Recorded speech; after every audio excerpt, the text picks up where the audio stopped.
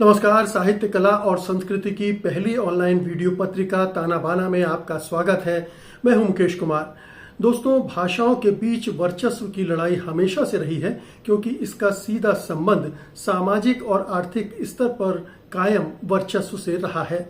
जाहिर है कि भाषाओं के बीच सह अस्तित्व भी तभी कायम हो सकता है जबकि विभिन्न स्तरों पर चल रही वर्चस्व की लड़ाई थमे या कमजोर पड़े। हिंदी और दूसरी भारतीय भाषाओं के बीच चल रहे संघर्ष को इस दायरे के साथ, इस संदर्भ के साथ देखने की गुजारिश करते हुए पेश है आज का ताना बाना।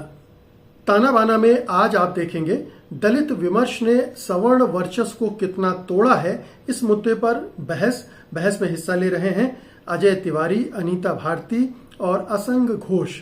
वरिष्ठ कवि अशोक वाजपेयी आज अपने स्तंभ दूसरी आवाज में बताएंगे कि साहित्य क्यों उदात्त मूल्यों की शरण स्थली है। और अंत में गोली चालन पर ज्ञान चतुर्वेदी का कटाक्ष ना काहू से पैर में। पिछले 4 दशकों से दलित विमर्श साहित्य में सवर्ण वर्चस्व को चुनौती देता रहा है। इस दौरान न केवल उसने सवर्ण लेखकों द्वारा दलितों की उपेक्षा और उनकी जातिवादी मानसिकता की चीरफाड़ की है, बल्कि उन्हें आत्मचिंतन के लिए मजबूर भी किया है। यही नहीं, दलित विमर्श ने दलित साहित्य की एक समानांतर धारा विकसित करने में भी कामयाबी हासिल की है। लेकिन सवाल ये उठता है कि दलित विमर्श ने इस दौरान साहित्य में सवर्ण वर्चस्व को कितना तोड़ा है, कितना बदला है।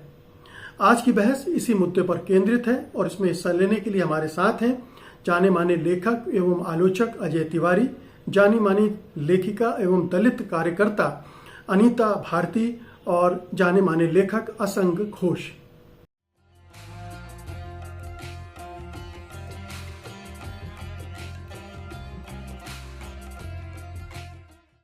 आप तीनों मेहमानों का ताना बाना में बहुत बहुत स्वागत है। सबसे पहले अनीता जी, आपसे शुरू करते हैं। पिछले 4 दशकों से दलित विमर्श की गूंज हम सुन रहे हैं और लगातार ये भी महसूस कर रहे हैं कि उसने हलचल पैदा की है साहित्य के जगत में और एक दलित विमर्श के लिए बड़ी गुंजाइश पैदा हुई है। लेकिन सवाल ये उठता है कि इस दलित विमर्श ने साहित्य में क्या कुछ बदल पाया है, या जिस वर्चस्व को चुनौती देने के लिए आया दलित विमर्श, सवर्ण वर्चस्व को, ब्राह्मणवादी वर्चस्व को, उसको कितना तोड़ पाया। संक्षिप्त टिप्पणी आपकी। नमस्कार मुकेश जी, थैंक यू ताना बाना। आपका जो सवाल है वही जवाब है कि दलित साहित्य अब स्थापित हो चुका है और हलचल ही नहीं मचाए, उसने पूरा ही परिदृश्य बदल दिया है। पूरे दलित साहित्य में जो विषय अछूते थे, जिनको छुआ नहीं जाता था, और मैं कहूँगी उन विषयों को उठाया गया, लोगों की पीड़ा को उठाया गया। साहित्य का पूरा लोकतांत्रिकरण दलित साहित्य ने किया है। तो एक तरह से ये माने कि उसका साहित्य का पूरा जो परिदृश्य है वो बहुत बड़ा हुआ है और एक जो है वो एक कमरे से निकल करके स्लम की बस्ती तक, एक गांव के दक्षिण छोर तक गया है साहित्य। तो बहुत बड़ा परिवर्तन साहित्य में आया दलित साहित्य से। लेकिन क्या वो वर्चस्व टूटता हुआ दिख रहा है जिसको लेकर आपकी शिकायत रही है, दलित आंदोलन की शिकायत रही? बिल्कुल, वर्चस्व तो टूटा ही है। अब अगर कोई दूसरी आवाज ने अपनी जगह बना लिया, इसका मतलब वो वर्चस्व टूट के ही बनी है, क्योंकि वो जगह दी नहीं गई, वो जगह छीन के बनाई गई है। अगर वो जगह दे दी जाती तो शायद इस तरह का विमर्श कभी खड़ा ही ना होता, लेकिन क्योंकि जगह नहीं दी गई, उनके मुद्दे नहीं उठाए गए, उनकी बातें नहीं सुनी गई, तो वो जगह छीन करके जबरदस्ती संघर्ष से अपने उससे वो जगह बनी है। और आज एक दलित साहित्य का एक बहुत जबरदस्त दखल है, जो हम कहेंगे वर्चस्ववादी या तथाकथित जो हम कहते हैं कि मुख्य धारा के साहित्य में एक बहुत बड़ा उसका स्थान है। और हम इसको पाते हैं जब हर जगह दलित साहित्य की चर्चा होती है और उनको जो दलित साहित्यकार उनको बुलाया जाता है, उनको मंच रखने के लिए दिए जाते हैं, तो तब इससे लगता है कि मुख्य धारा जो है वो थोड़ी उसने अपनी जगह, उसने खुद भी ये महसूस किया और उनको जगह देने की कोशिश की। अजय जी, आपसे सवाल है, ये दलित विमर्श को लेकर बहुत तरह के विवाद भी होते रहे हैं साहित्य जगत में। दलित विमर्श को खारिज भी किया जाता रहा है और उसकी वजह से साहित्य में विभेद पैदा होने की शिकायतें भी की जाती रही हैं। लेकिन ये एक सच्चाई है कि हमारे साहित्य में ऊंची जातियों का वर्चस्व रहा है और उसकी वजह से उपेक्षा भी हुई है दलितों की, दलित लेखन की। क्या आपको लगता है कि दलित विमर्श ने उसको दुरुस्त किया है? असल में प्रश्न तो बहुत सीधा होते हुए भी बहुत चुनौतीपूर्ण है, लेकिन इसका उत्तर इतना सीधा नहीं हो सकता। हिंदी का जो भारत का जो आदि काव्य कहा गया वो वाल्मीकि का लिखा हुआ है, और वाल्मीकि से दलितों की एक जाति विशेष अपने को जोड़ती है। उसके नाम के साथ भी वाल्मीकि लगा हुआ है। तो इसलिए साहित्य का प्रारंभ कहीं ना कहीं दलित से जुड़ा हुआ है। दलित वहां श्रमिक के अर्थ में है, और वहां से बाबा साहब अम्बेडकर तक दलित को श्रमिक के रूप में देखते आए हैं। तो इसलिए दलित का सवाल कहीं ना कहीं श्रम के सवाल से जुड़ा हुआ है, पहली बात। दूसरी बात कि मैं अनिता जी से आंशिक रूप से सहमत हूं कि दलित को जगह दी नहीं गई। अरे जगह दी क्या जाती है? किसने जगह नहीं दी? दलित तो अपनी अभिव्यक्ति लगातार कर रहे थे। पूरे भक्ति आंदोलन में रैदास ने तो अपने को बार बार चमार और ढोर ढोवंत और ये सारे मतलब विशेषण और व्याख्या करते हुए अपनी जाति का आग्रह व्यक्त किया है, और साथ साथ सबके लिए एक मानवीय और समानतापूर्ण समाज का स्वप्न भी पेश किया है। तो इसका मतलब यह है कि कोई जगह देने वाला नहीं था। दरअसल आप ये कहिए कि जो वर्चस्वशाली साहित्य था, वो जो श्रमिक साहित्य था, श्रमिकों का साहित्य था, उसको जगह देने को तैयार नहीं था। तो इसलिए समाज के भीतर जो विभेद पहले से मौजूद था, उस विभेद की ही अभिव्यक्ति साहित्य की दो धाराओं के रूप में दिखाई देती है। वो पहले भी थी, वो अब भी है। दूसरी बात यह कि एक धारा के रूप में, एक आंदोलन के रूप में दलित साहित्य तब नहीं पैदा हुआ जब मध्यकाल में सामंती समाज में दलितत्व एक व्यापक ऐतिहासिक सामाजिक समस्या थी। ये दलित साहित्य पैदा हुआ उत्तर आधुनिक समाज में जब दलितत्व का भौतिक आधार समाप्त होने लगा, और अनेक कारणों से आजादी के बाद विशेष रूप से का मतलब केवल नहीं, थोड़ा पहले से चला आ रहा था, लेकिन आधुनिक समाज में आजादी के बाद जो परिवर्तन समाज के भीतर आए, उन्होंने दलितों को ऊपर आने का मौका दिया। जैसे भक्ति ने श्रमिकों के आत्मगौरव को उभारा, ऐसे ही नई परिस्थितियों ने श्रमिकों के आत्मगौरव को उभारा, और उस आत्मगौरव की मांग दलित साहित्य के रूप में अभिव्यक्त हुई। और आप ये देखें 1914 में हिंदी में जैसे अजय जी, क्या आप दलित विमर्श को खारिज कर रहे हैं, या दलित विमर्श की भूमिका को आप नहीं मानते हैं कि किसी तरह से सकारात्मक हस्तक्षेप हुआ है और दलित लेखन को ज्यादा जगह मिली है? मैं बिल्कुल ऐसा नहीं कर रहा हूं। मैं सिर्फ ये कह रहा हूं कि दलित साहित्य को, दलित विमर्श को अतिरंजित करके देखना उचित मालूम नहीं पड़ता है। इसलिए कि दलितों के साहित्य में भी, दलित विमर्श में और दलित साहित्य में भी अनेक प्रकार की धाराएं, अंतरधाराएं मौजूद हैं। उसमें कई लोग ऐसे हैं, मैं कहिए तो इनके साथियों के प्रमाण, उनके वक्तव्यों के प्रमाण दूं।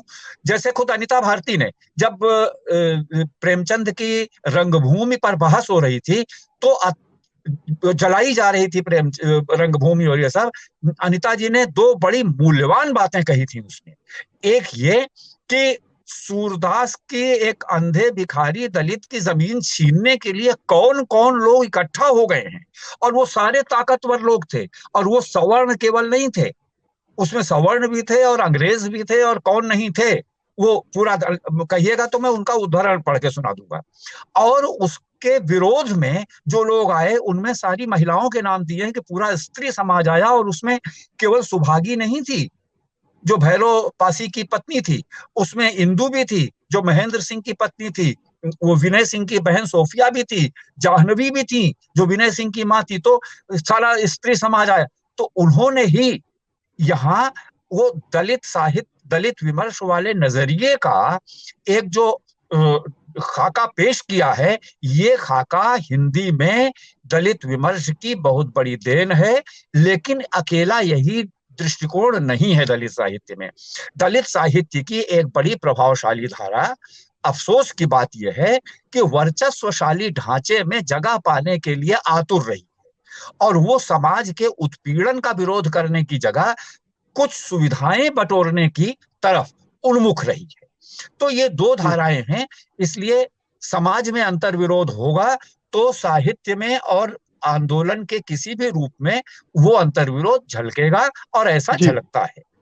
जी असंग घोष जी, जो अजय जी की बात से मुझे एक बात समझ में आ रही है, वो जाति सूचक चीजों को इस्तेमाल नहीं करना चाह रहे, वो श्रम का पर जोर दे रहे हैं कि जो श्रम करने वाली जातियां हैं उनके साहित्य की बात कर रहे हैं, जबकि यहाँ दलित जातियों की बात हो रही है।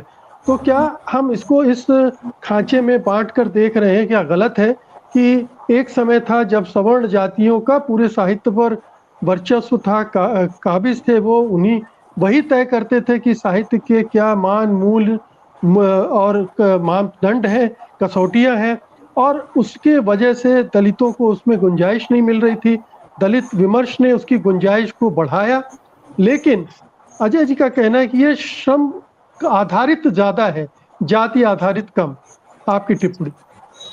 देखिए, मैं अजय जी की बात से थोड़ी सी असहमति व्यक्त करना चाहूंगा। हमारा जो दलित साहित्य है, अगर वो श्रम की बात कर रहे हैं तो श्रम की बात हमने भी शुरू की थी। हमने भी कहा था कि हमारे जो पुरोधा है उनके अगर चित्रण को देखेंगे तो श्रम करते हुए दिखाई देंगे, पर जब उसकी बात करेंगे तो फिर आप वाल्मीकि के साथ हमें नहीं जोड़ सकते, और जोड़ना भी नहीं चाहिए, क्योंकि वाल्मीकि को जब उन्होंने जैसे बात में कहा था तो वाल्मीकि चाहे उससे उनके नाम से एक समाज चल पड़ा है और कई नामों से भी समाज मिलेंगे। तो वो जो वाल्मीकि, वो मेरा मानना है कि वो ब्राह्मण थे और उसकी कई सारी स्थापनाएं अलग अलग साहित्य में दी गई है। जहां तक हम लोगों का श्रम से जुड़ा होना या जातिगत आधार पर जुड़ा होना, तो मैं इतना कहना चाहूंगा कि जो हम दलितों की जातियां हैं वो इतनी सारी संख्या में बना दी गई है कि मात्र यदि आप श्रम के आधार पर उनका विभाजन करना चाहते हैं तो फिर श्रम उस पर आपको बहुत ही वृहद करना होगा, और ये सीधा सीधा आप अपने जो वर्ग और सर्वहारा की जो बात करते हैं वर्ण, उससे जुड़ जाएगा। तो श्रम साध्य तो है ही कि श्रम करने वाले दलित लोग थे, दलित लोग श्रम करने वाले हैं, और उनका साहित्य यदि समग्रता में देखे, आज अगर मान लीजिए मुझे कहेंगे आप तो कोई श्रम नहीं करते, आप तो कोई गहती फाड़ा उठा कर गड्ढा नहीं खोदते, तो मैं उस समाज से आता हूं जो श्रमजीवी समाज था। आज मैं पढ़ लिख करके मैंने एक मुकाम पाया, मेरा जो लिखा हुआ है या हमारे वर्ग का जो दलित साहित्य लिखा हुआ है, ये संघर्ष के दिनों से जब चालू हुआ, 4 शताब्दी पूर्व, जब 4 दशक पूर्व जब चालू हुआ, तो हिंदी में, मराठी के बाद में, तो ये 4 दशक में उसने आज खड़े होने की जगह बनाई है। अब आप कहेंगे कि आपने सुविधा, तो भाई खड़ा होना भी एक सुविधा मान लीजिए कि हमने अपने साहित्य को एक पहचान देने के लिए खड़े होने की सुविधा बनाई। हमारे जो पहली पीढ़ी के लोग थे उन्होंने अपने हिसाब से एक संघर्ष किया, उनको कोई रिकॉग्नाइज करने वाला नहीं था, दूसरी पीढ़ी ने और संघर्ष किए। तो ये जो कहना आदरणीय का है कि श्रम के ऊपर साहित्य को जोड़ा जाना चाहिए, मैं उससे सहमत नहीं हूँ। दलित साहित्य वही है जिसका दलन किया हो। हर बार इस बारे में बात हुई है, हर फोरम पे बात हुई है। तो दलित साहित्य दलितों के द्वारा लिखा गया साहित्य है, और दलित साहित्य में आज मेरे पिताजी ने जो काम किया, मैंने उनके साथ सहयोग दिया अपने बचपन में। मेरे बच्चे नहीं करते, तो क्या मेरे बच्चे आप उनको दलितों की श्रेणी से, श्रम की श्रेणी से बाहर निकाल देंगे? ये सवाल खड़ा होता है। तो उसको श्रम से जोड़ने के बजाय आपको उस वर्ग का साहित्य मानना होगा जो एक दलित वर्ग है, जो तथाकथित अछूत वर्ग है, या आप उसे शूद्र की श्रेणी में शामिल करते आए हैं। तो शूद्रों में जो अछूत थे, उन अछूतों का ये साहित्य है जो लिखा जा रहा है। अगर आप श्रम से जोड़ेंगे तो समग्र रूप से सभी शूद्र उसमें शामिल होंगे जो आज किसी और काम में खेती किसानी कर रहे हैं, या उनको और भी अच्छे अगड़ों की निगाहों से देखा जाता है। जी अनीता जी, मैं आपके पास आऊंगा, लेकिन अजय जी पहले मैं एक सवाल आपसे कर लेना चाहता हूं कि क्या ऐसा है कि हम इस चीज को नजरअंदाज कर रहे हैं कि हमारी पूरी समाज व्यवस्था जातियों में विभाजित है और कुछ जातियां ऊपर हैं, जो जिनका वर्चस्व है तमाम साधन संसाधनों पर, और उसका असर हम साहित्य, कला, संस्कृति में भी देखते हैं। तो क्या हम इस पक्ष मुकेश को जी, इग्नोर आपको कर रहे हैं? धन्यवाद। आपने आपने बिल्कुल उचित समय पर और उचित प्रश्न किया है। जब असंग जी बोल रहे थे तो मैं खुद चाहता था कि इस पर मैं 1 मिनट की संक्षिप्त टिप्पणी करूं। पहली बात ये कि क्या केवल भारत में वर्ण व्यवस्था या जाति प्रथा रही, या दुनिया के और सामंती समाजों में भी रही?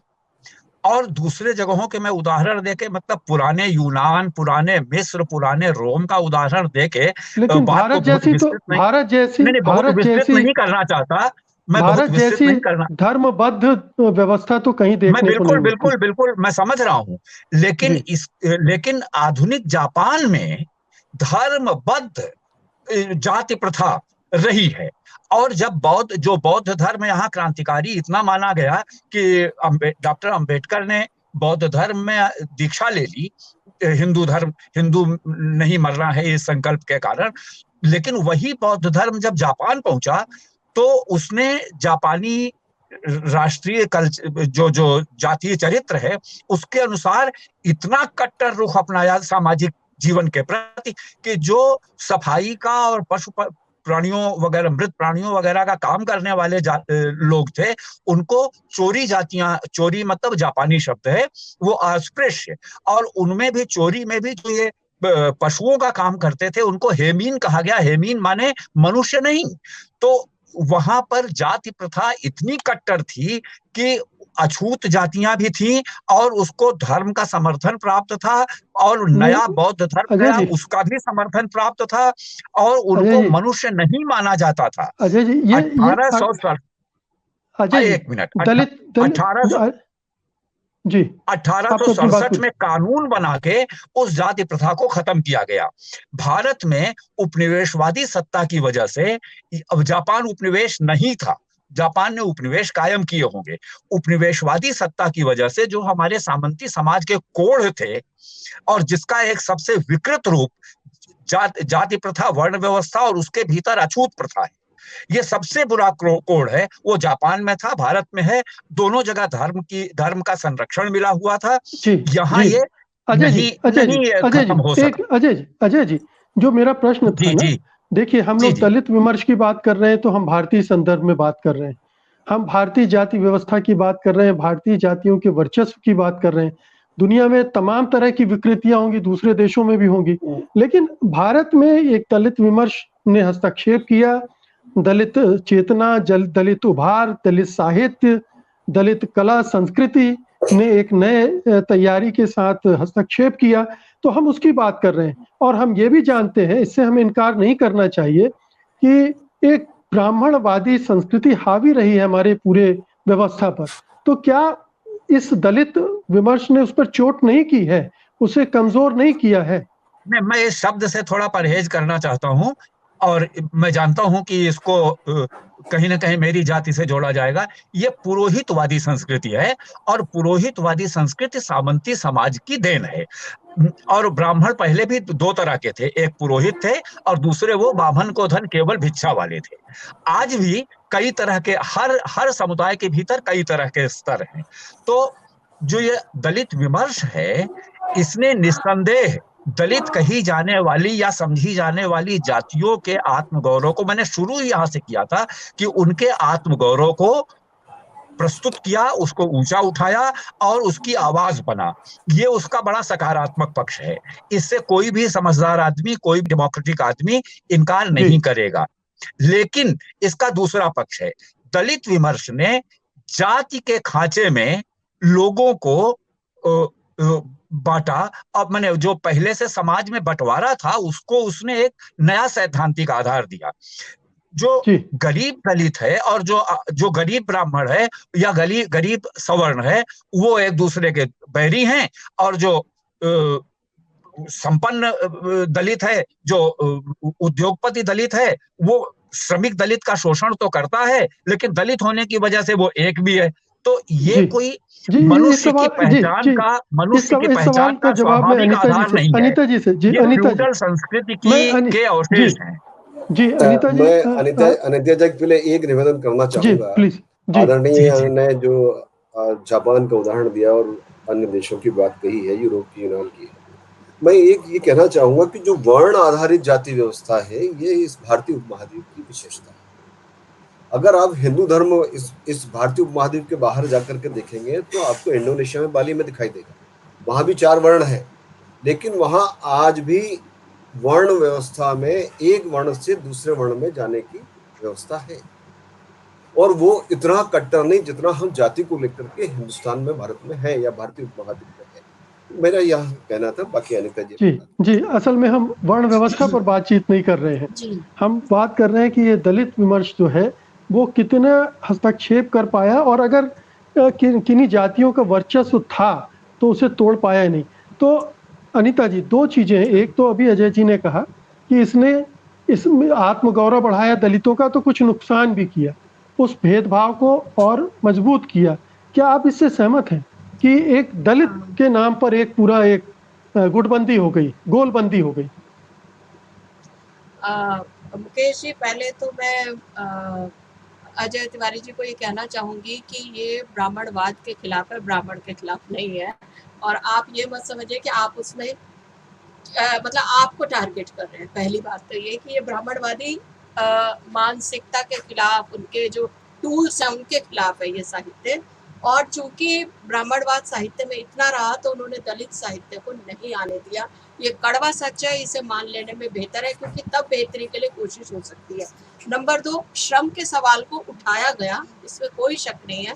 प्रगतिशील साहित्य हम उठा के देखें, प्रगतिवाद जब आया और ये आया, लेकिन जाति के सवाल को बिल्कुल नकार दिया गया। मतलब हमें ये बहुत अच्छा लगता है वाम पंथ में बैठ करके कि हम मजदूरों की बात करें, किसानों की बात करें, लेकिन किसी दलित की बात ना करें, क्योंकि दलित की बात करते ही ये समझ में आता है इसका जो छीना है वो हमने छीना है, हमें वापस करना पड़ सकता है। ये एक तरह से उस तरह की लड़ाई है कि जो हड़पा गया ये उसको पाने की लड़ाई है। ये उस पे जो संसाधनों पे जो कब्जा है उसको, उसकी भी लड़ाई है ये सिर्फ वो।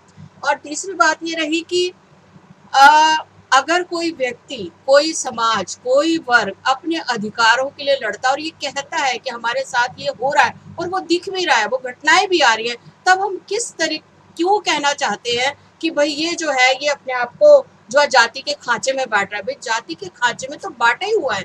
अब अगर किसी को आवाज उठाने को भी हम उसके मुंह पे टेप लगाना चाहते हैं, उसकी बिल्कुल आवाज बंद करना चाहते हैं कि वो बोले ही ना, तो ये तो पूरी ब्राह्मणवादी व्यवस्था है, पूरी ब्राह्मणवादी मतलब वही उसूल है ये।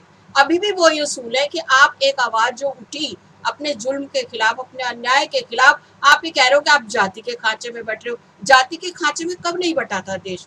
एक उत्पीड़ित समाज को अपनी आवाज उठाने का अधिकार है कि नहीं है?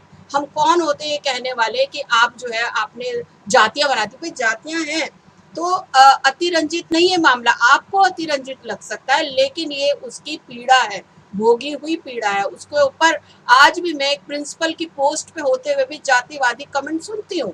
आज भी मायावती जी को बहुत ही खराब शब्दों में बुफेलो कहा जाता है। ये सच्चाई है, आप इसको नकारना चाहते हैं तो नकारिए, लेकिन ये कड़वी सच्चाई है और जाति व्यवस्था इस समाज की कड़वी सच्चाई है। और क्योंकि नहीं जगह दी गई इसलिए उसने अपनी जगह बनाई है।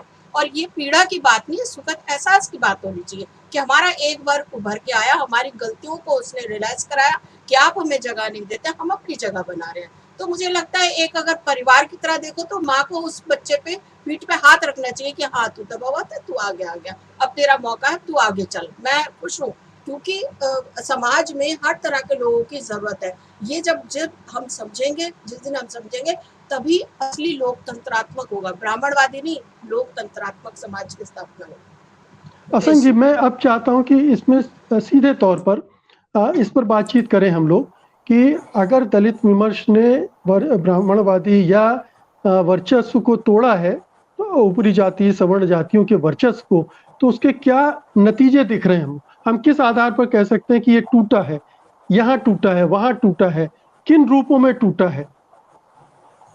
देखिए, आपने जो कहा है किन रूपों में टूटा, मैं उससे कहीं कहना चाहूंगा कि हमने भी उन्हीं प्रतीकों और बिंबों का सहारा लिया है जो उनके तथाकथित मुख्य धारा के बिंब प्रतिबिंब थे, और अपनी बात कही है। तो जब आप डिफरेंशिएट करेंगे तो आपको समझ में आएगा कि नजरिया कितना अंतर है। हम अपनी व्यथा को, वही जो कहा जाता है ना कि लगाम का स्वाद तो घोड़ा ही बताएगा क्योंकि उसके मुंह में लगी है। तो जो जिसने अनुभव किया, जिसको ये चीजें, जो जिसने पूरा झेला है, यथार्थ को भोगा है, वो अपनी बात को उन्हीं प्रतीकों बिंदुओं के माध्यम से कह रहा है।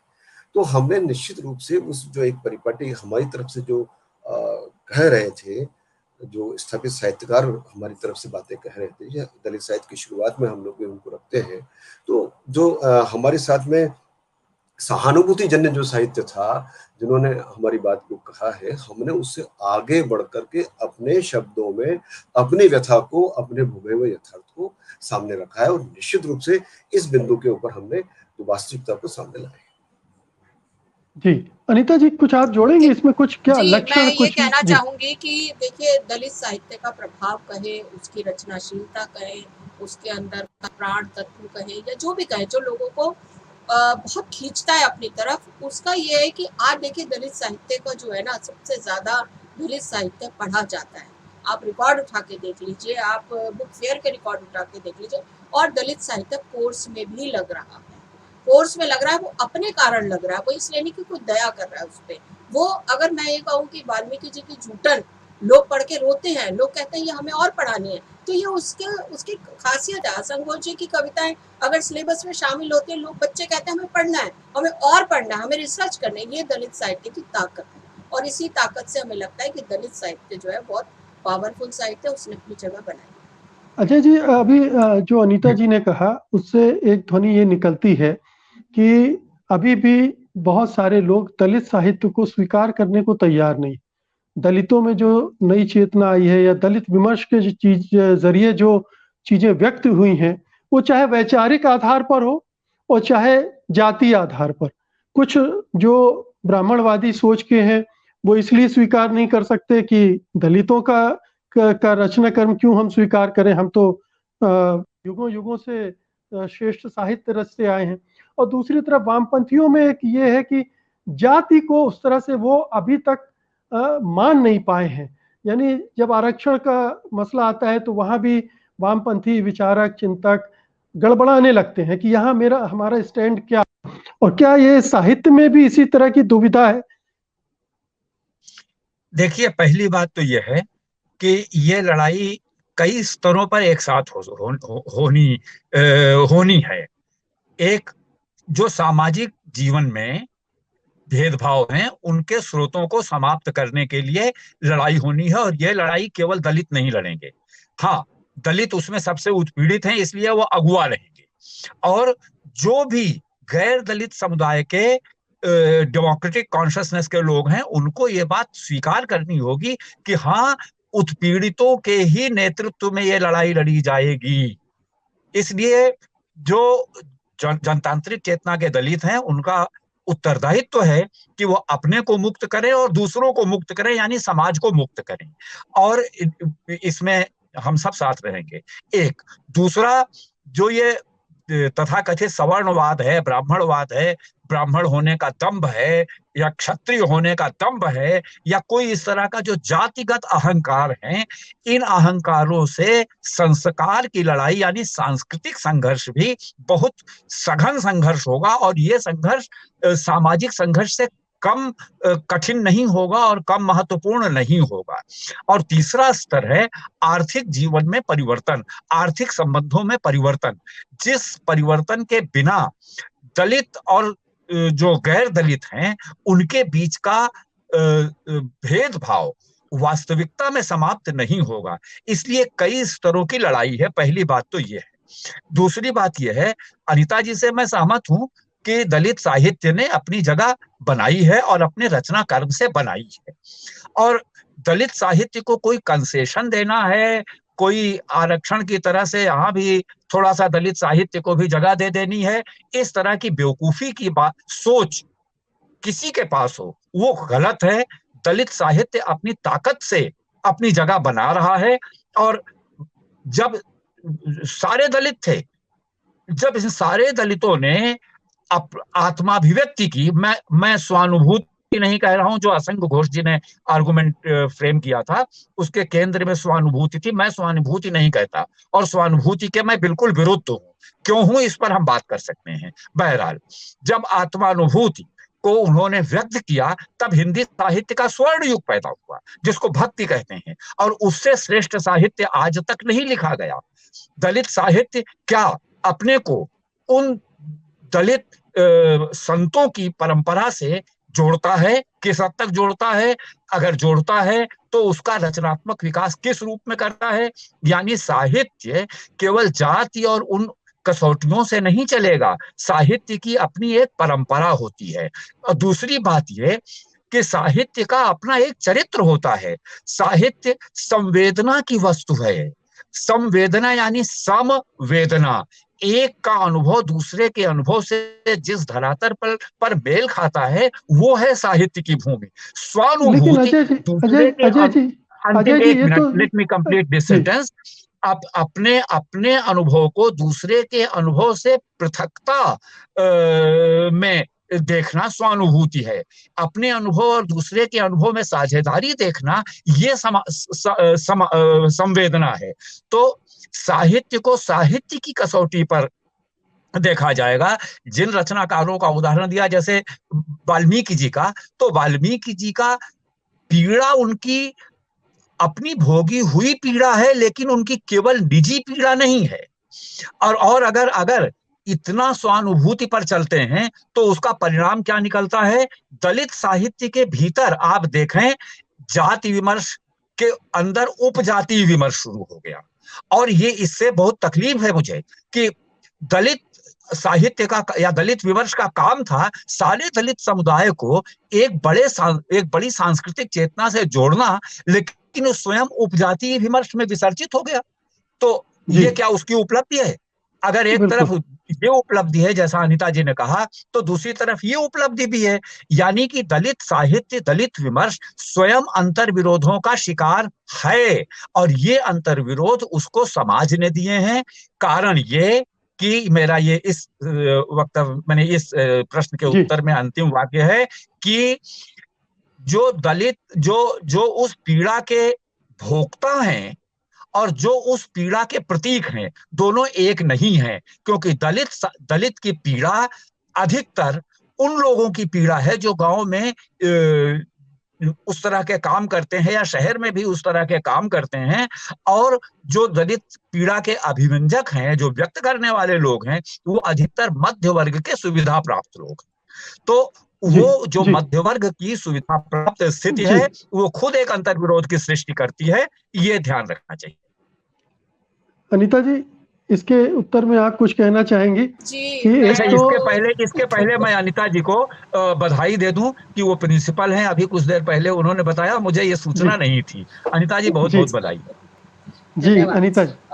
मैं अजय तिवारी सर की कई बातों से असहमत हूँ, और मुझे लगता है कि जो एक कुर्सी पे बैठ के जो एक वो दिया जाता है कि हमने आपको ये दिया, आपको ऐसे करना था, आपको वैसे करना था, ये भूमिका ही तो एक्चुअली ब्राह्मणवादी मानसिकता है कि आप हमें गाइड करेंगे कि आपको उपजाति संघर्ष नहीं करना था, आपको दलित साहित्य रटना था, आपको ऐसा नहीं करना था, आपको ऐसा नहीं करना था।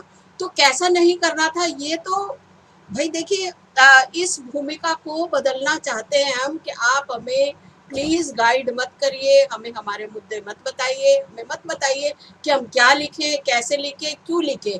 क्योंकि अगर आपको ये करना था तो 2500 सालों से करना था।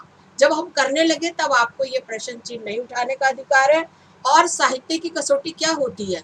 साहित्य जब संवेदना से जुड़ता है तो दलित साहित्य संवेदना का साहित्य है, तो फिर बहुत ऊंची कोटि पे पहुंच गया। फिर उसको शब्द जाल में आत्मानुभूति, सहानुभूति, इसमें नहीं फंसना चाहिए। आत्मानुभूति मतलब वही ब्राह्मणवादी शब्द आत्मा, वो दलित साहित्य उसको नकारता है। सहानुभूति का मतलब मैं लोक में पैदा हुआ, मैं इस जमीन पे पैदा हुआ, मेरी ये अनुभूति है। आत्मा मतलब वो ब्रह्मलीन वाला, वो हमें नहीं चाहिए। हमने इन चीजों को नकारा है।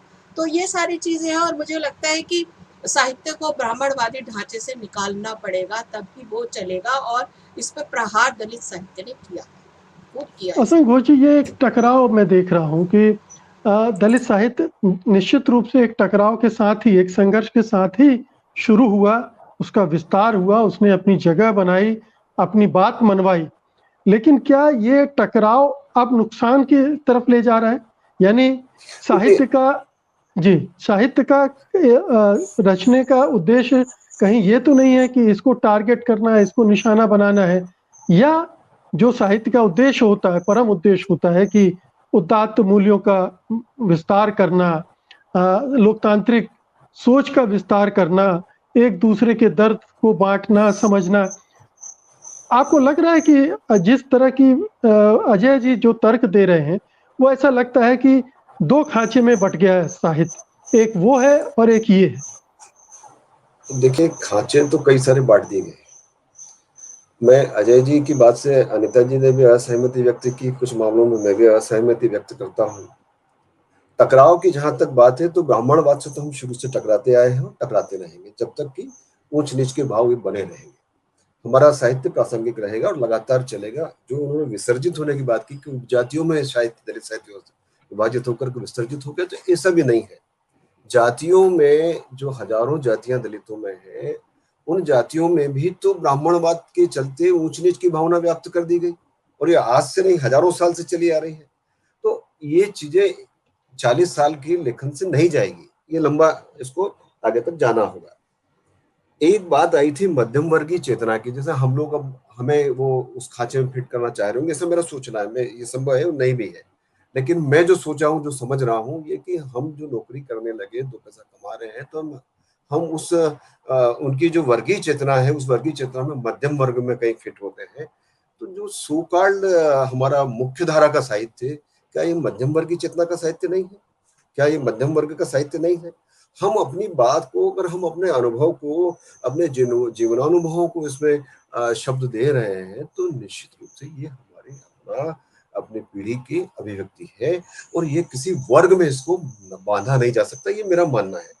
अजय जी उससे असहमत हो सकते हैं, और ये उनका हक भी है, वो चाहे तो असहमति व्यक्त कर सकते हैं, लेकिन हम किसी वर्ग में इसको फिट नहीं करते कि भाई ये उच्च वर्ग, मध्यम वर्ग या निम्न वर्ग की बात है। हमारा जो दलित साहित्य है, ये दलितों की भावनाओं की, उनके भोगे हुए यथार्थ की अभिव्यक्ति का एक सशक्त माध्यम है। और जहां तक परंपरा का सवाल है, मैं आपसे फिर कहूंगा कि कबीर से अगर हम बात शुरू करें, बात तो और भी शुरू की जाती है, लेकिन मध्यकाल के जो भक्त संतों की उन्होंने बात की है, उसमें अगर हम कबीर की बात करें तो प्रतिरोध विरोध के तो कवि, बड़े कवि वही है जो आज भी लोक में व्याप्त है। तो हमें उनसे भी तो कहीं ना कहीं प्रेरणा मिलती है। आप भी उससे प्रेरणा लीजिए और लिखिए विरोध में, जो देश में जातिवाद व्याप्त है उसके विरोध में, देश में जो वर्णवाद व्याप्त है उसके विरोध में, देश में जो छुआछूत व्याप्त है उसके विरोध में, और जो वर्गीय खांचे में जो फिट किए गए हैं उसके विरोध में लिखिए। सबको एक समानता, हम तो समानता की बात करते हैं, बंधुत्व की बात करते हैं, न्याय की बात करते हैं, सामाजिक न्याय की बात करते हैं। तो मेरा कहना यही है कि दलित साहित्य चलेगा आगे आने वाले समय में, और ये अपना मुकाम बना चुका है, ये और वृहद होगा निश्चित रूप से। मैं फिनिश कर रहा हूँ, वृहद होगा, और हमारे इसमें विसर्जन कर देने की कोई संभावना नहीं है। हाँ, हिंदी में कई वाद चले हैं, और वाद समय समय के साथ खत्म होकर नई नई चीजें हुई है, तो वो ये दलित साहित्य दलितवाद नहीं है, मैं यहाँ स्पष्ट करना चाहूंगा अपनी बात। जी जी, अजय जी आप कुछ ऐड करना चाहते थे? बहुत संक्षेप में, क्योंकि वक्त खत्म हो। बहुत संक्षेप में कुछ बातें कहना चाहता हूँ। नंबर एक, कि इस समय दलित विमर्श का प्रश्न आता है। दलित संघर्ष और दलित विमर्श में मैं अंतर समझता हूँ। संघर्ष परिवर्तन के लिए होता है, विमर्श सत्ता में स्थान बनाने के लिए होता है।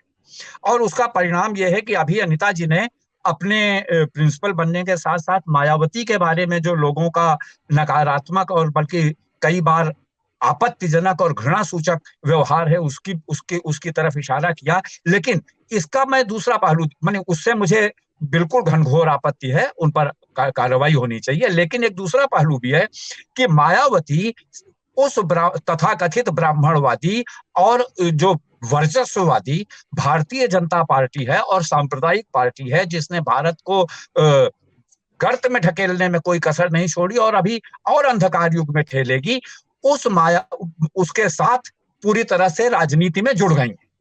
तो अगर दलित विमर्श की, दलित राजनीति की ये परिणति हो रही है, तो इसकी कुछ न कुछ झलक साहित्य में भी मिलती होगी। दूसरी बात ये कि जब विमर्श का तो नहीं, अजय जी, अजय जी, लेट मी अगर आप प्लीज। एक मिनट, नहीं मुझे यहाँ रुकना पड़ेगा, क्योंकि अगर आप दलित साहित्य में दलित हाँ, राजनीति के असर की बात करेंगे तो फिर जो दूसरा साहित्य है उसमें दूसरे तरह की जो घटिया राजनीति हो रही हाँ, है हाँ, बिल्कुल उसका घटिया भी असर राजनीति पड़ रहा बिल्कुल होगा। है, बिल्कुल है, बिल्कुल है, तो बिल्कुल ये है। और स्वाभाविक है। उसमें उसके विरोध में मैं अपने इन दोनों दोस्तों के साथ खड़ा हूं, जो तथाकथित सवर्णों का लिखा हुआ साहित्य है और उसमें जो सांप्रदायिक और सवर्णवादी और सामंती सोच है उसके खिलाफ इनके साथ मैं पूरी तरह संघर्ष करने को तैयार हूं। मैं साथ और संघर्ष करता हूं। मेरे लेखन से थोड़ा भी परिचित होंगे तो ये देखा होगा मेरा संघर्ष। बहरहाल, दूसरी बात मैं साहित्य के ही संदर्भ में कहना चाहता हूं कि जब विमर्श की नहीं संघर्ष की अवस्थाएं थी तो मराठी में अण्णा भाऊ साठे बहुत ही निम्न समझी जाने वाली जाति से आए थे और बहुत मराठी के प्रमुख साहित्यकारों के साथ महान दर्जा मिला। और हिंदी में बाद में फिल्म में चले गए, लेकिन शंकर शैलेंद्र भी बहुत निम्न समझे जाने वाले समाज से आए थे और उन्हें भी दलित साहित्य की जरूरत नहीं पड़ी, लेकिन थे उसी आधार से निकले हुए। तो संघर्ष की चेतना दलितों के भीतर एक अलग तरह का विचार पैदा करती है, एक अलग तरह की आकांक्षा और अस्मिता पैदा करती है, और विमर्श की चेतना अलग तरह की। साहित्य में हम उस संघर्ष, दलित के संघर्ष को महत्व देते हैं या विमर्श को, इस पर बहुत कुछ निर्भर है। जी, एक अंतिम टिप्पणी अनीता जी आपकी चाहता हूं मैं। दो चीजें हैं, ऐसा लग रहा है कि एक पक्ष है जो वर्ग चेतना पर ज्यादा जोर दे रहा है, दूसरा पक्ष है जो जाति चेतना को ज्यादा महत्वपूर्ण मानता है। क्या दोनों कहीं ना कहीं एक दूसरे के महत्व को कम करके आंक रहे हैं? मुकेश जी, मुझे इसमें बस ये कहना है कि भाई हमारी जो लड़ाई है वो क्या है। हमारी लड़ाई एक वर्ग में तब्दील होने की है ना। तो अगर हम एक वर्ग को छोड़ करके सोचते एक बड़ा वर्ग बन जाएगा, सर्वहारा वर्ग, तो वो बहुत मुश्किल है। दलितों को छोड़ के अगर सर्वहारा वर्ग बन जाएगा तो वो कभी होगा नहीं, ना ही कभी क्रांति होगी। जब तक आप उसमें दलितों को शामिल नहीं करोगे तब तक आपका सर्वहारा वर्ग कंप्लीट नहीं होगा, तब तक आपका कोई भी वर्ग कंप्लीट नहीं होगा। तो आप अगर ये सोचते हैं, नहीं, लीड करेगा, दलित तो उसमें लीड करेगा। अजय जी, आप कहते हैं ना, लेकिन पूरा इतिहास देखे, पूरी वैचारिकी देखे तो उसमें दलित कहीं नहीं है। इसलिए कहते हैं कि इतिहास को तो बदलना है। दरअसल हम दलित साहित्यकार तो इसलिए दोनों में कंट्राडिक्शन नहीं है, कंट्राडिक्शन नहीं है दोनों में ना। दलित इस बात को समझते हैं कि आखिरकार एक बहुत बड़ा वर्ग बनेगा, लेकिन ये कंट्राडिक्शन पैदा जो है ना, मैं कहूंगी कि सो कॉल्ड जो हमारे वामपंथी साहित्यकार उनके द्वारा कंट्राडिक्शन पैदा किया गया है। अनिता जी, हम हर बार ये बात कहते आए हैं कि भारतीय कम्युनिस्ट को, जब भारतीय मार्क्सवादी साथियों को वर्ग से आगे जाकर के हिंदुस्तान के परिप्रेक्ष्य में वर्ण को और वर्ण में फैली जातियों को देखना चाहिए। और यदि वे वहां तक देखते हैं और उसको समानता के ऊपर लाने की बात करते हो तो निश्चित रूप से मार्क्सवाद भारत में भी सफल होगा। ये हम लोग, हमारे साहित्यकार और दलित चिंतक हर बार हर मौके पे ये बात कहते आए हैं। जी, और इसीलिए ये सवाल भी उठता रहा है कि वामपंथी राजनीति पर कुछ जाति विशेष का वर्चस्व क्यों है, वहां दलितों आदिवासियों की जगह क्यों नहीं है, वहां महिलाओं की कमी क्यों है। तो ये प्रश्न वहां भी उठते रहे। लेकिन मुझे लगता है कि ये तो सब स्वीकार कर ही रहे हैं कि दलित विमर्श ने पूरे साहित्य में एक हस्तक्षेप किया है, अपनी जगह बनाई है। और जो सवर्ण जाति के लेखक या उनके सोच वाले लोग हैं उन्हें भी कुछ लिखते समय सोचना पड़ता है कि इसकी प्रतिक्रिया क्या हो सकती है।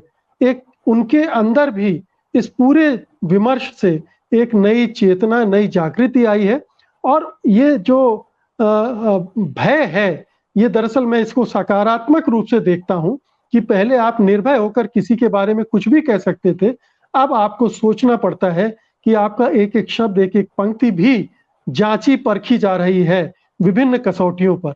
आपका पूरा साहित्य परखा जा रहा है कि आप दलितों को उसमें कितना ला रहे हैं, कितनी जगह दे रही हैं, किस रूप में दे रहे हैं। जब हर कहानी, हर कविता, हर उपन्यास में ये देखा जाता है तो निश्चित रूप से ये कसौटियां बता रही हैं कि दलित विमर्श ने बहुत कुछ बदला है। बहुत बहुत शुक्रिया आप तीनों का आज की इस चर्चा में हिस्सा लेने के लिए धन्यवाद। नमस्कार। क्या संसार से उदात्त मूल्यों की विदाई हो चुकी है?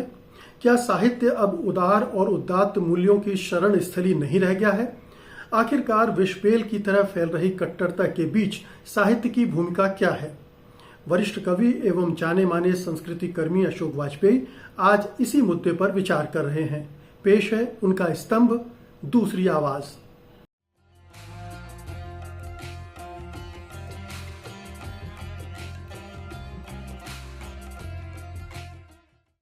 नमस्कार। आज दूसरी आवाज में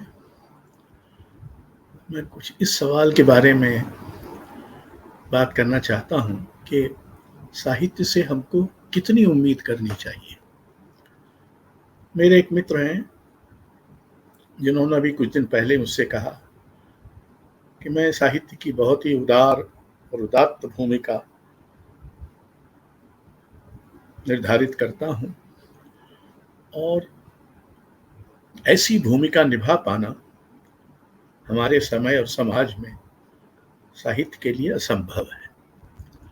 इसलिए आप जो बार बार कहते हैं कि साहित्य ही उदार और उदात्त तत्वों का एक तरह से पनाहगाह है, वो यथार्थपरक नहीं है। मैं सोचने लगा कि हमारा समय बहुत खराब है, इसमें कोई शक नहीं।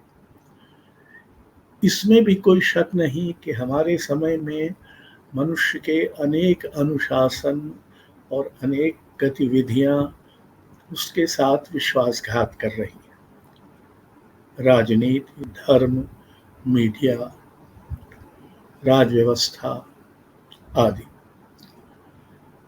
ऐसे में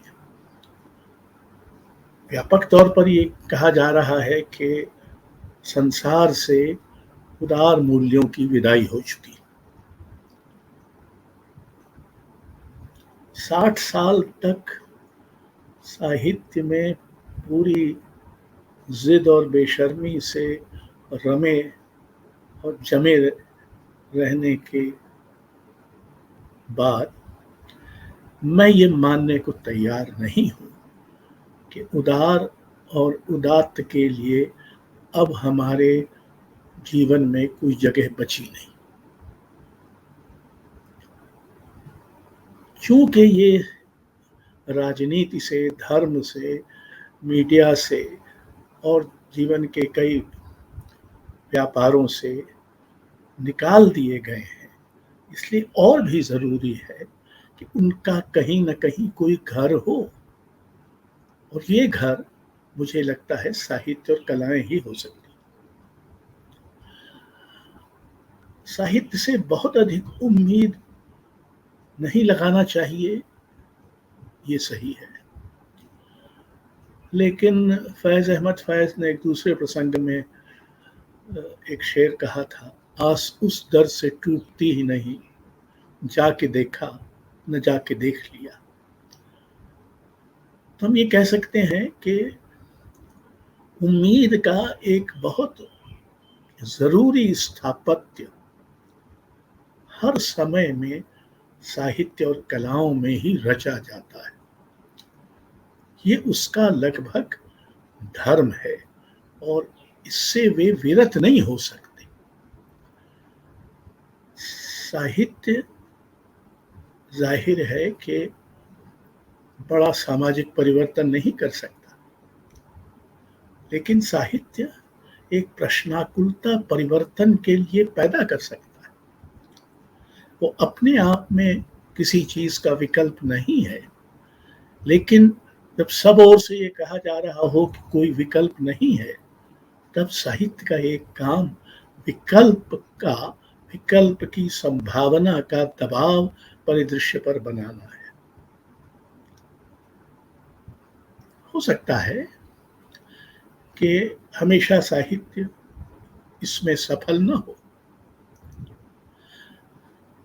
बल्कि मैं तो ये मानता रहा हूँ और अब भी इस पर विचार करता हूँ कि साहित्य में असली बात सफलता नहीं, महत्व है। विफल होकर भी आप महत्वपूर्ण हो सकते हैं, और इसके अनेक उदाहरण हमारे यहाँ हैं। जो लोग अपने समय में विफल रहे, लेकिन उन्होंने अपनी विफलता से ही बड़ा साहित्य संभव किया।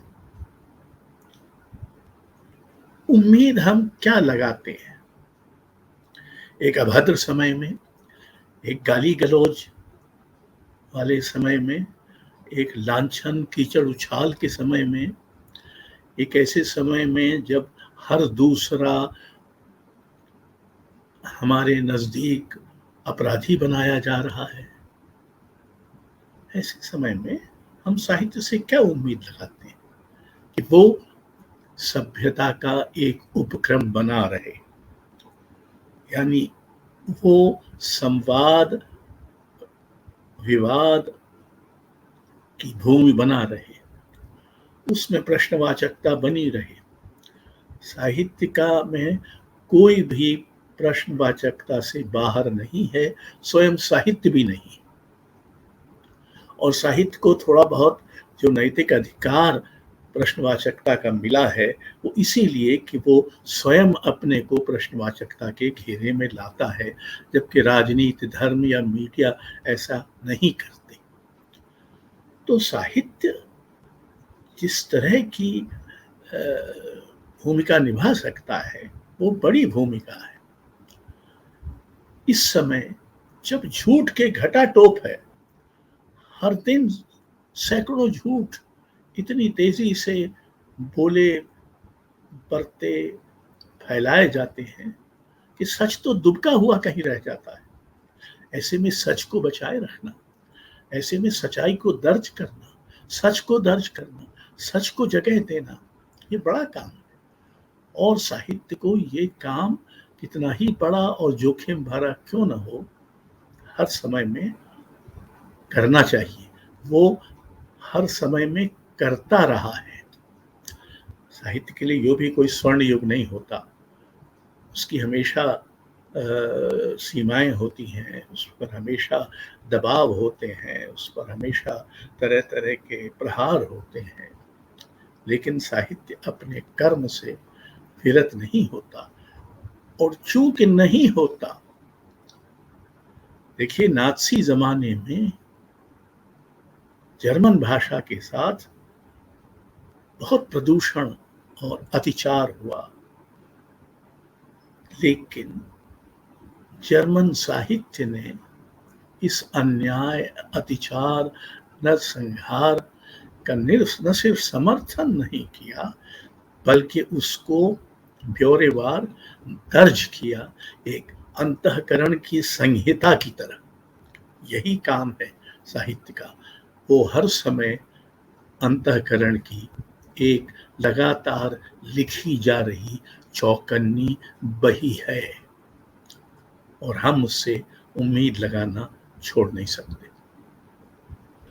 गोली चालन सत्ता का विराट रूप है, और वो गाहे बगाहे इसे प्रकट भी करती रहती है, ताकि जनता को ये मालूम रहे कि सरकार है और वो अपनी पूरी ताकत से काम भी कर रही है।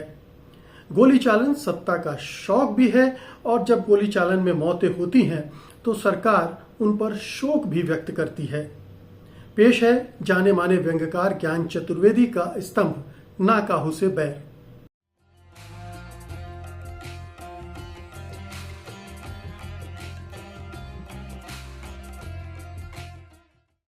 मेरी इस रचना का शीर्षक है और जो मरता है वो। ये जो सरकारें लोगों पे गोलियां चलवा देती हैं, आंदोलनकारियों पे गोलियां चलवा देती हैं, उस विषय पर लिखा है, जरा सुनिए। जुलूस पर गोली चलाना सरकार का बहुत पुराना शौक है, और कर्तव्य भी मानती है वो इसको।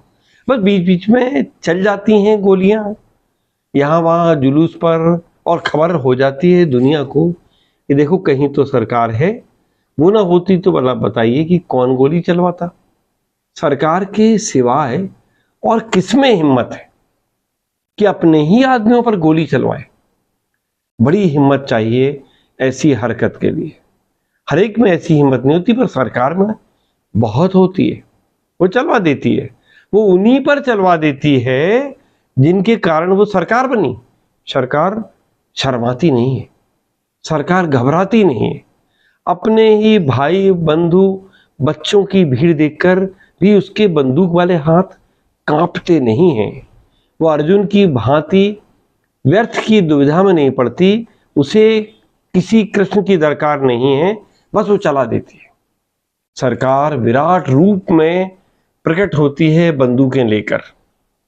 वह मनोहारी खाकी वस्त्र धारण करके जिलाधीश की जीप के रथ से उतरती है और आंसू गैस के बादलों को चीरकर प्रकट होती है।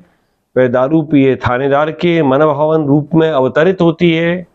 बाएं हाथ में बंदूक, दाएं में डंडा, मुख कमल से झरती गालियां, जन जन को रौंदने को आकुल पद कमलों से सजे विराट रूप का दर्शन देती है। वो सरकार गोली चालन को किसी खुर्राट उस्ताद की भांति सदे हाथों के सितार वादन की अदा में जनता के सामने प्रस्तुत करती है। वह सीधे द्रुत में गोली चालन पर आती है।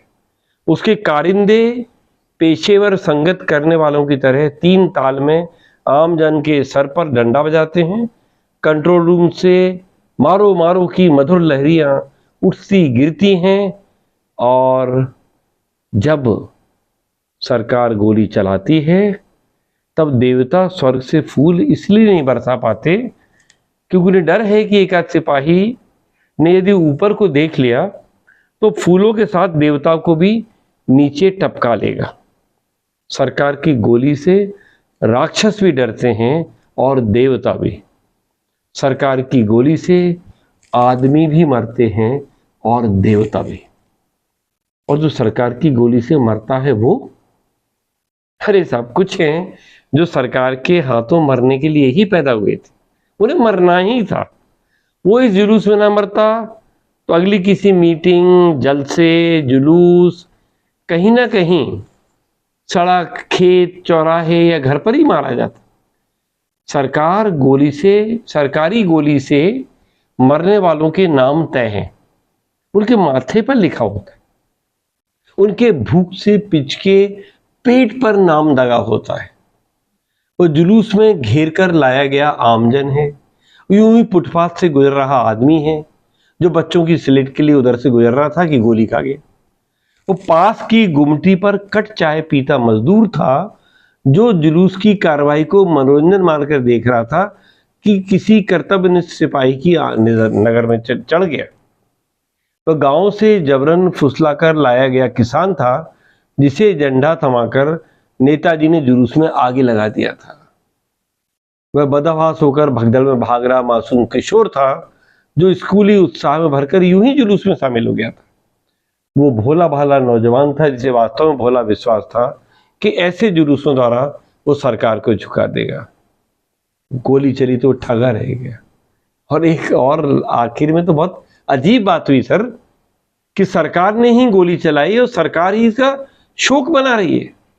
गोली चालन के बाद सरकार को दुख है, वो आंसू बहा रही है, वो रो रही है, सिसकते हुए जांच कमीशन बिठा रही है। मुख्यमंत्री पहुंच रहे हैं, प्रधानमंत्री पहुंच सकते हैं, राहत की घोषणाएं हैं, संसद में बहस, सड़क पर राजनीति, अखबारों में बुद्धिजीवी, प्रशासन में तिकड़मी, सब अपने अपने ढंग से गोली चालन को भुनाने में लगे हैं। पर क्या इनमें से किसी को भी चिंता है कि रामू का बापू उसी दिन से लापता है और उसकी लाश भी प्राप्त नहीं हुई है। धन्यवाद। ताना बाना में आज बस इतना ही। आज का अंक आपको कैसा लगा हमें जरूर बताइएगा। हमें आपकी प्रतिक्रियाओं का इंतजार रहता है। आप अपनी प्रतिक्रियाएं हमें tanabana@sathhindi.com पर भेज सकते हैं। और अब मुझे अनुमति दीजिए, अगले रविवार को मैं फिर हाजिर होऊंगा ताना बाना के एक और अंक के साथ। तब तक के लिए नमस्कार। सत्य हिंदी का ऐप डाउनलोड करें गूगल प्ले स्टोर पर।